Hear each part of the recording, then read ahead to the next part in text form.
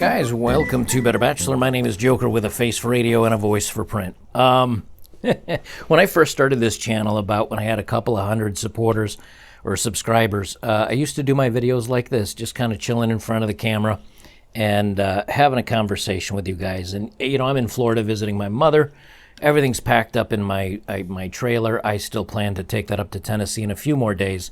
And I said, rather than unpack that to do my videos with all my overlays, I'm going to go old school and do it just where you and I have a conversation with none of the bells and whistles. So hoes be mad.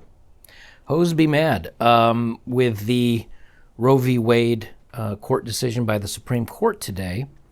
A lot of the feminazi screaming left women are very upset that they can't delete babies anymore. Now, the reason why I wanted to talk about this a little bit is not so much about the Roe v. Wade decision in and of itself.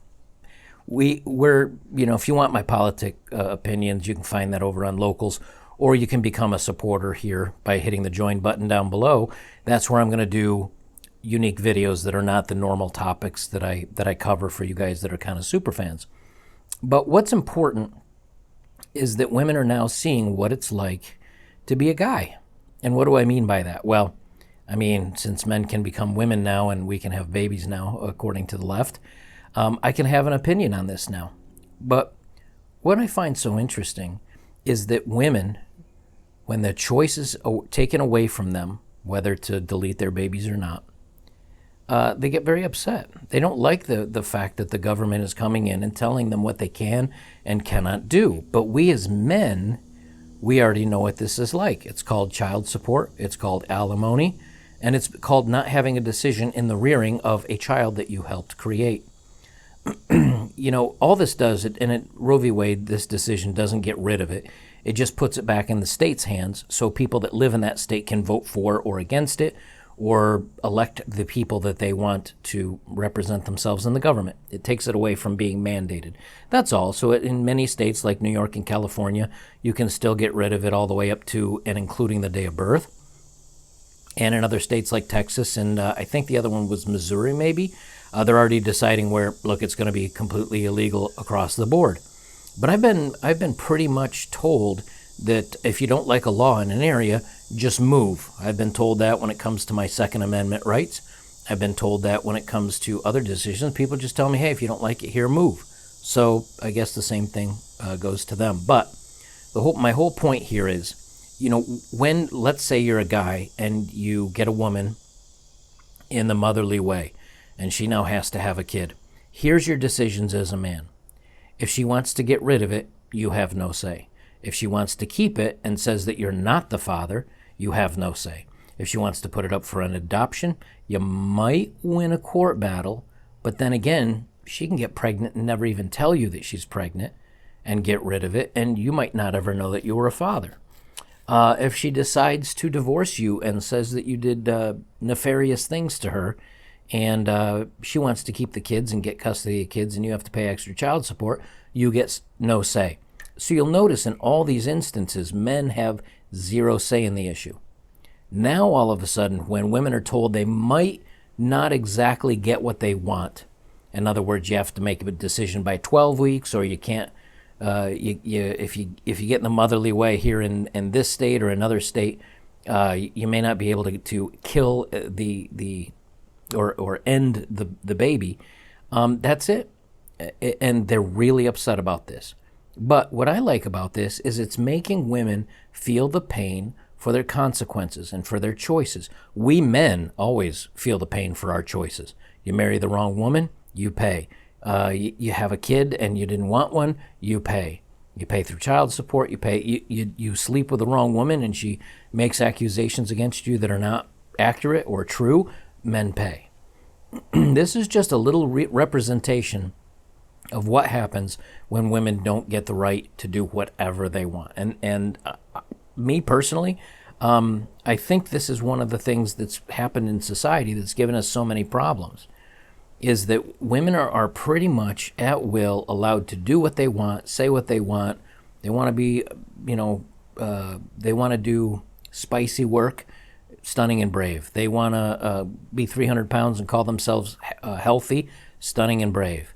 They want to use baby deletion as a birth control option, stunning and brave, and it's their rights. And what's happening is this, it's not even a slow slide anymore. This has really happened in the last 5 or 6 years where everything is lurching so hard off to the left. And, we can have the debate of whether it should or should not be legal, or how far into the pregnancy that a woman can delete. We can have that debate. But the debate is gone. Now if you are wanting any rules, any laws, any protections for anyone other than 100% for what the woman wants, you're in the wrong and you're the bad guy and you're the problem. So as long as society continues to think like this, as long as society lets the most emotional, irrational, and crazy in society make the laws for everyone, we're going to have this crazy slip slide off the cliff, and we're going to get in a bad place, which is, I think many of you can already see what's happening. With, at least here in the United States, with the Rainbow Coalition and the LGHD TV group saying that they want to teach young kids about this stuff when they're 5, 6, 7 years old, and let them, a kid can't choose when to go to bed. A kid can't choose what to eat for every meal, because we all know kids that eat cookies and ice cream and cake and make themselves sick or morbidly obese. You don't give a kid a sharp blade and let him play with it, because he could accidentally cut himself. But if a kid at 6 decides he feels like he likes the color pink and wants to be a girl, that they're going to, swap him from being a boy to a girl, or a girl to a boy. When you let the most emotional in a society determine the laws and the rules, and you get this hedonistic lifestyle, you're going to have problems, and you're going to have the collapse of a society. And many times I've talked about how it reminds me of the fall of Rome. Look, there's many reasons that Rome came about, but they did get into a pretty hedonistic lifestyle of doing whatever pleased them, whatever felt the best, and whatever was great for the moment, without looking at the long-term ramifications of what happens in history. And I think that's one of the reasons why it went. Well, we're following that same path here.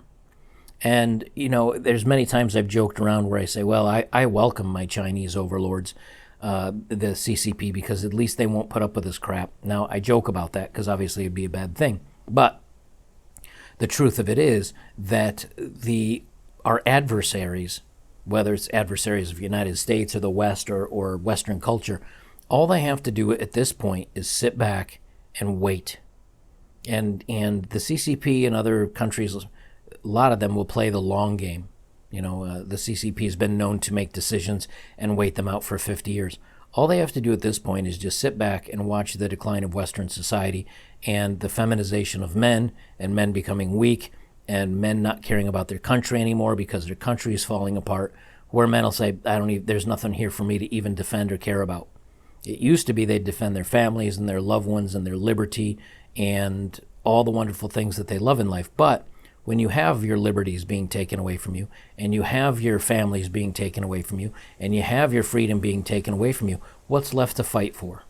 What's left to be the American dream, or European or English dream, or Irish dream, or Australian dream, New Zealand dream, whatever? What's left to really fight for? And there's not much. So, I just on a non-political level, I think this is an interesting decision, because it makes women have to pay for a bad choice. They sleep with the wrong guy. They don't use protection. They think in the moment instead of thinking at the long term, and now they know what it feels like to be a man. And for you guys out there that are still, having fun with your ladies and all that stuff, just be aware that you wrap it, make sure you're protecting yourself, because your choices, you've never really had a choice, but now you don't even have the prayer that she may decide not to keep it, and you may end up being a dad if you're a dad. I'm going to be here in Florida for just a couple more days, probably right around until about the 29th, and then I'm heading up to Tennessee, and I've got a little apartment I'm going to rent, and I'll put the studio back together. I'm going to be doing probably a handful of videos like this, just talking head stuff, so if you guys want to just listen, that's what these are going to be, and that's it for me. We'll see you in the next one.